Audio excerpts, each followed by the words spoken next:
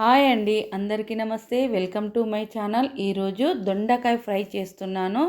చాలా సింపుల్గా, టేస్టీగా చాలా బాగుంది. ఇంకా కొంచెం ఎక్కువనే తినాలనిపిస్తుంది ఇలా చేసుకుంటే.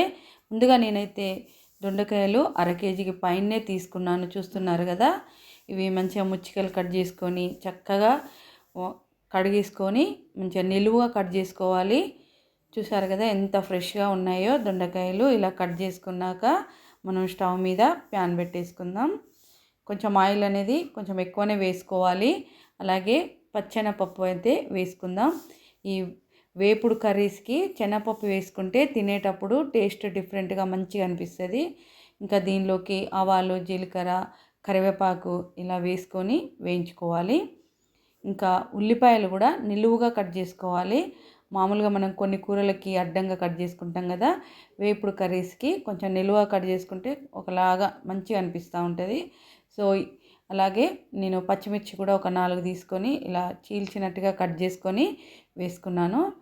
మంచిగా ఫ్రై చేసుకోవాలి. ఇవి ఎక్కువ ఫ్రై కానవసరం లేదు ఉల్లిపాయలు, పచ్చిమిర్చి, ఎందుకంటే మనం చేసుకునేది వేపుడు కర్రీ కదా. సో అందుకనే ఇప్పుడు దీనిలోకి కొంచెం అల్లం వెల్లుల్లి పేస్ట్ వేసుకుందాం. కొంచెం సేపు ఇలా వేయించుకొని ఇప్పుడు దొండకాయలు కూడా వేసుకొని ఫ్రై చేసుకోవడమే. ఇలా చేసుకుంటే దొండకాయ కర్రీ అనేది మనం చపాతీలోకైనా, అన్నంలో, వేడి వేడి అన్నంలోకైనా చాలా టేస్టీగా ఉంటుంది. కర్రీ మొత్తం కంప్లీట్ అవుతుంది. ఇలా చేసుకోండి. చూసారు కదా, ఇప్పుడు మూత పెట్టేసుకుందాం మనము. ఒక 5 నిమిషాల తర్వాత ఈ కొంచెం టైం అయితే తీసుకుంటే దొండకాయలు వేగడానికి కరెక్ట్గా నాకైతే 20 మినిట్స్ అయితే పట్టింది ఇలా వేయించుకోవడానికి, దొండకాయ ఫ్రై కావడానికి. చూస్తున్నారు కదా, ఇలా మనం మూత పెట్టుకుంటూ వేపుకోవాలి. కలుపుకుంటూ మూత పెట్టుకుంటే ఉండాలి. ఇప్పుడు దీనిలోకి నేను కొంచెం పసుపు, అలాగే కొంచెం సాల్ట్ కూడా వేసుకుందాం. ఇప్పుడు మళ్ళీ ఇదంతా కలుపుకొని మూత పెట్టుకోవడమే. ఇంకా దొండకాయ వేపుడు అంటే ఇలాగే కదా, అంత చాలా సింపుల్. కానీ టైం అయితే కొంచెం ఎక్కువనే తీసుకుంటుంది. కట్ చేయడమే కానీ, ఇలా వేయించుకోవడమే కానీ.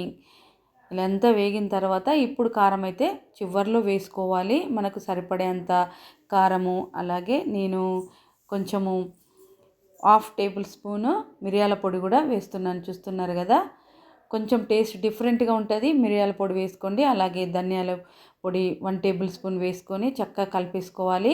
ఇప్పుడు దీనిలోకి కొత్తిమీర వేసుకొని ఒక్క 2 మినిట్స్ అలా మూత పెట్టేసుకోండి. మంచిగా పొడి పొడిగా చక్కగా వచ్చేస్తుంది. ఇంకా అన్నంలోకైనా చపాతీలోకైనా చాలా బాగుంటుంది. చూస్తున్నారు కదా, ఇలాగా చాలా టేస్టీగా అయితే ఉంది. మీరు కూడా ట్రై చేయండి, ఖచ్చితంగా బాగుంటుంది. గిన్నె ఖాళీ కావాల్సిందే. చాలా టేస్టీగా ఉంది. Thank you for watching. Please subscribe my channel.